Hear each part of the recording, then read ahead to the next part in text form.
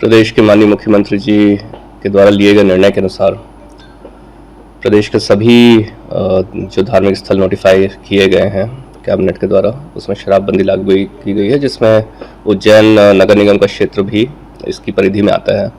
उज्जैन नगर निगम के पूरे क्षेत्र में आज 1 अप्रैल से शराबबंदी लागू हो गई है। यहाँ की जितनी शराब दुकानें थी वो सभी बंद कर दी गई हैं। इसका असर महाकाल मंदिर के आसपास की जो शराब दुकानें थी उसमें भी दिखाई पड़ेगा, वो सारी बंद की जा रही हैं।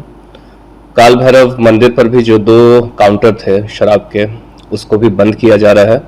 लेकिन मंदिर काला भैरव मंदिर में जो श्रद्धा के पॉइंट ऑफ व्यू से जिन व्यक्तियों को शराब अर्पित करनी है या जो पूजा होती है वो चालू रहेगी, लेकिन कोई भी काउंटर वहाँ पे नहीं लगाया जा सकेगा और वहाँ पे शराब बिक्री नहीं की जा सकेगी। शहर से बाहर लाके वो देखिए, अगर कोई सिर्फ और सिर्फ श्रद्धा के पॉइंट ऑफ व्यू से काल भैरव मंदिर में 1 क्वार्टर ले जाकर के प्रसाद के तौर पर चढ़ाना चाहता है तो उसमें कोई भी रेस्ट्रिक्शन नहीं है।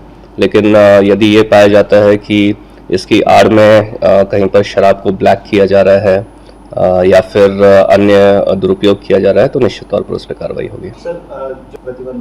नगर निगम क्षेत्र के जितने भी होटल्स हैं, बार्स हैं जिनको लाइसेंसेस पूर्व में जारी किए गए थे, वो सभी लाइसेंसेस अब सरेंडर कर लिए गए हैं। वहाँ पर भी अब शराब बिक्री नहीं की जा सकेगी। 25 वर्षों से दुकान चल रही थी और पूरी कॉलोनी और सामने मोहल्ले के लोग इसे हटाना चाहते थे, परंतु क्या मालूम शासन की क्या मजबूरी थी, वो हटा नहीं पाया। मैंने पिछले साल चैनल पे अपना स्टेटमेंट भी दिया था कि मेरे यहाँ फ्री रहे, एसी लगा हुआ है बढ़िया, और जनप्रतिनिधियाँ रहे और देखे कि हम कैसे ज़िंदगी गुजारते हैं। तो उस चैलेंज को किसी ने स्वीकार नहीं किया। आज हम मोहन यादव जी को धन्यवाद करते हैं कि उन्होंने हमारे यहाँ से दुकान हटा के हमको एक अच्छी स्वस्थ ज़िंदगी जीने का और एक पूरे मोहल्ले को एक स्वस्थ वातावरण देने का प्रयास किया है। तो हम उनका धन्यवाद करते हैं और कहते हैं इसी प्रकार से वो काम करते रहें, जिससे जन उपयोगी लोगों को नशे की आदत से छूटे, लोग इस तरह से अपनी उन्नति और प्रगति कर सके और एक अच्छा माहौल यहाँ कर सके चौराहे के ऊपर। अब बाहर आराम से निकल पाएंगे? जी बिल्कुल, यहाँ आराम से भी ये हालत थी कि हम अपनी गाड़ी रखने के लिए हमको परेशानी होती थी। कई बार ऐसा झगड़े जैसे नौबत आती थी, हटाना पड़ता था, लोगों को कहना पड़ता था कि हम अपनी गाड़ी कहाँ रखें, आपने यहाँ रख दी। तो अब ऐसी कोई व्यवस्था नहीं है, ऐसी कोई परेशानी नहीं है। हम सब बढ़िया, हाँ, सुकून की नींद आई। कल से हमारे दिमाग में ये था और हम बाबा महाकाल का भी धन्यवाद करते हैं। हम उनको प्रसाद चढ़ाएंगे जाके, हमारे मोहल्ले की तरफ से सभी लोग जाएंगे और हम इस तरह की व्यवस्था करेंगे।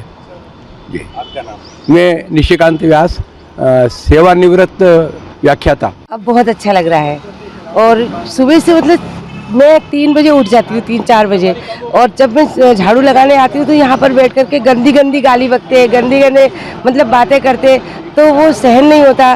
तो किससे शिकायत करें? तो मैंने तो भगवान से ही कहा, भगवान ये सब आप हटा दो यहाँ से। तो भगवान ने मेरी प्रार्थना सुनी। अब मुझे बहुत अच्छा लग रहा है। मुझे दुकान से कोई परेशानी नहीं थी, क्योंकि दुकान वाले जो लोग हैं ना बहुत अच्छे थे, लेकिन जो पीने वाले आते थे, जो गंदे लोग थे, गंदी गालियाँ देते थे, उनसे बहुत परेशानी होती थी। और यहाँ गाड़ी खड़ी कर देते थे, हटाते नहीं थे, कुछ बोलते तो चिल्ला चोट करते थे, तो बहुत परेशानी होती थी भैया हमको। हाँ, पूजा में विघ्न आता था, मेरे भगवान ने ही उनको हटाया। ये समझ लो पूजा नहीं हटाया है। मेरे जो आंवले का पेड़ है ना, इसमें विष्णु भगवान लक्ष्मी जी का वास है, और जब वो यहाँ बैठ के पीते तो मैं उनसे कहती कि पूजा का स्थान है, यहाँ मत पियो, आप उधर जाके पियो। लेकिन बहुत सी बार तो पी करके यहीं गिर जाते थे। अब क्या बोलो, कुछ नहीं बोल सकते। अब सरकार के लिए बहुत बहुत धन्यवाद दूंगी मैं, और मोदी जी को, प्रधानमंत्री जी को, और क्या नाम से मुख्यमंत्री जी को, प्रशासन को बहुत बहुत धन्यवाद दूंगी। ईश्वर उनकी बहुत उन्नति करे, और हमारे यहाँ हमारे जो मुख्यमंत्री जी हैं वो भी हमारे शहर की बहुत उन्नति कर रहे हैं, और उनको चिरायु रखे, परमात्मा उनको बहुत अच्छा रखे। मेरा नाम सुषमा व्यास है, मैं लोकगीत गायिका हूँ। अभी विक्रमोत्सव में मेरा प्रोग्राम हुआ है और मालवा संगीत कला केंद्र चलाती हूँ मैं, और शिक्षिका से सेवानिवृत्त हो गई। अगर आप ये वीडियो YouTube पर देख रहे हैं तो हमारे चैनल को सब्सक्राइब करें और बेल आइकन को दबाना ना भूलें। अगर आप Facebook पर ये वीडियो देख रहे हैं तो हमारे पेज को लाइक करें।